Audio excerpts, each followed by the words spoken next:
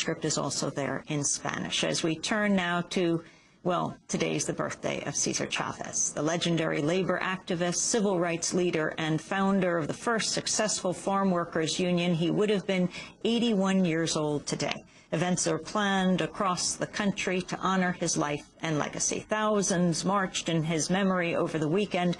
9 states, including Arizona, California, Colorado, Illinois, Michigan, New Mexico, Texas, Utah, and Wisconsin recognized March 31st as an official holiday.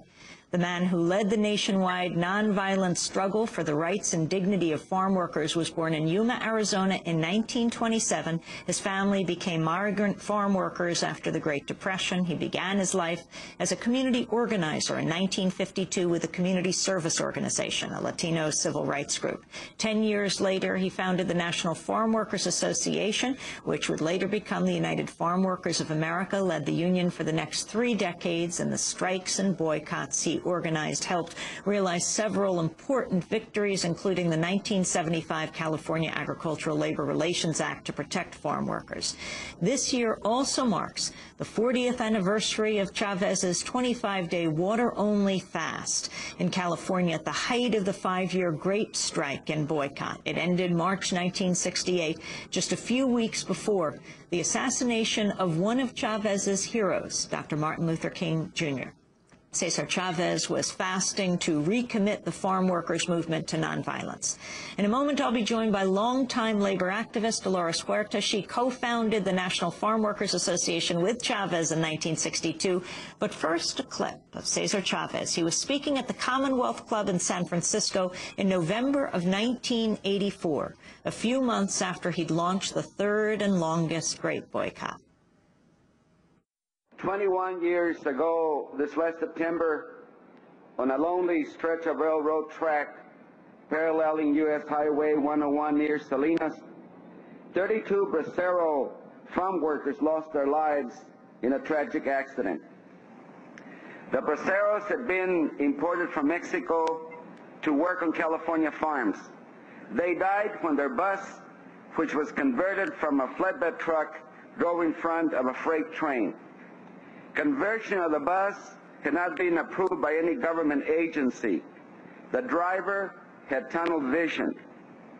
Most of the bodies laid unidentified for days.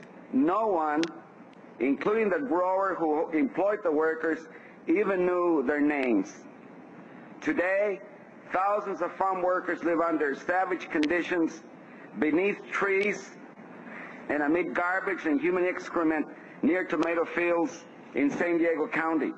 Tomato fields which use the most modern farm technology. Vicious rats gnaw at them as they sleep. They walk miles to buy food at inflated prices, and they carry in water from irrigation ditches. Child labor is still common in many farm areas. As much as 30% of Northern California's garlic harvesters are underage children. Kids as young as 6 years old have voted in state-conducted union elections since they qualified as workers. Some 800,000 underage children work with their families harvesting crops across America. All my life, I have been driven by one dream, one goal, one vision: to overthrow a farm labor system in this nation that treats farm workers as if they were not important human beings. Farm workers are not agricultural implements. They are not beasts of burden to be used and discarded.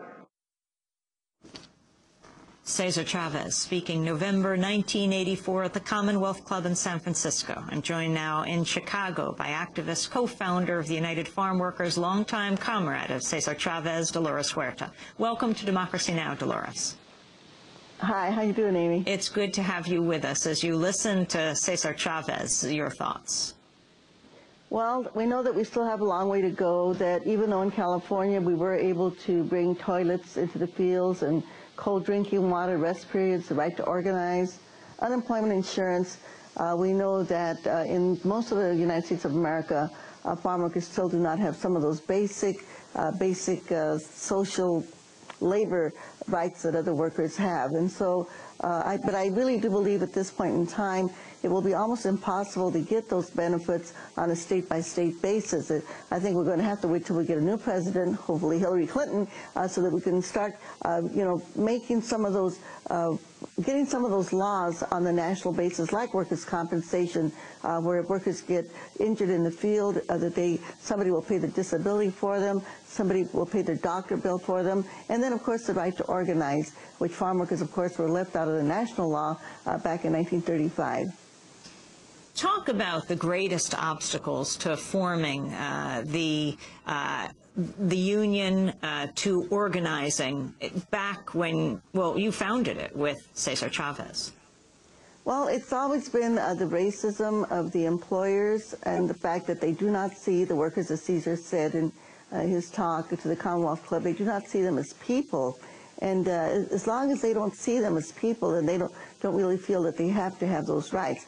But we can also say that in this administration, that all of the labor unions have suffered tremendously, and it's extremely hard for labor unions to be able to organize under the current Bush administration. And of course, when we think about other workers, when we think of farm workers, it's even harder. And now, of course, with all of these anti-immigration hysteria, when so many people have been deported, so we have a situation now, for instance, in both California and Arizona, where for the first time since 1986, when we passed the amnesty bill, we now have these bracero program, this foreign worker program, where workers are being brought into work without having the right to residency or the right to citizenship. This has happened just recently because so many deportations have taken place, where so many farm workers and other workers have been deported. Dolores, I wanted to play another clip of Cesar Chavez speaking in 1984. This is about the importance of the farm worker struggle to all people of Latino descent in the United States. All Hispanics, urban and rural, young and old, are connected to the farm workers' experience. We had all lived through the fields, or our parents had. We shared that common humiliation. How could we progress as a people, even if we lived in the cities, while the farm workers, men and women of our color, were condemned to a life without pride? How could we progress as a people while the farm workers, who symbolize our history in this land, were denied self-respect? How could our people believe that their children could become lawyers and doctors and judges and business people while this shame, this injustice was permitted to continue? Those who attack our union often say it's not really a union. It's something else, a social movement, a civil rights movement. It's something dangerous. They're half right. The United Farm Workers is first and foremost a union like any other, a union that either produces for its members on the bread and butter issues or doesn't survive. But the UFW has always been something more than a union, although it's never been dangerous if you believe in the Bill of Rights. The UFW was the beginning. We attacked that historical source of shame and infamy that our people in this country lived with. We attacked that injustice not by complaining, not by seeking handouts, not by becoming soldiers in the war on poverty. We organized. Cesar Chavez in 1984. Dolores Huerta, if you could talk about the United Farm Workers strike, Great Boycott, the one that lasted 5 years, how you organized this to this national level to ultimately led to its success. People like Robert Kennedy, who would later be assassinated, of course, joining with the United Farm Workers and talking about the importance of the dignity of the farm workers and, most importantly, their pay. Well, it was actually millions of Americans that didn't eat any grapes or didn't shop at stores that carried grapes that actually brought the growers to the table, and we were able to get those first contracts to get those benefits that I mentioned for the farm workers. And referring to Robert Kennedy, you know, Cesar did that first fast that you mentioned earlier for 25 days. He went with, had a water-only fast, only took water and Holy Communion, and Senator Robert Kennedy joined Cesar when he ended that fast in 1968. And that fast was, of course, for nonviolence, and the Great Boycott was also a nonviolent economic sanction that we were able to use against the great growers. But it really showed that the power of nonviolence still continues to work. And of course, it was the people of the United States that all came, 14 million Americans that stopped eating grapes, that made this possible to bring the growers to the negotiating table. So this is, I think, Cesar Chavez's message, is that number one, nothing is going to change unless we change it. Number two, that we have to work together to be able to make those changes, and that we have to work together in a nonviolent way and reach out to everybody to be inclusive so that we can bring justice to our world. And of course, farm workers today continue to feed us. So many of those farm workers out there are undocumented, and we know this anti-immigrant hysteria that's happened. So many of those farm workers today are suffering. And so I think part of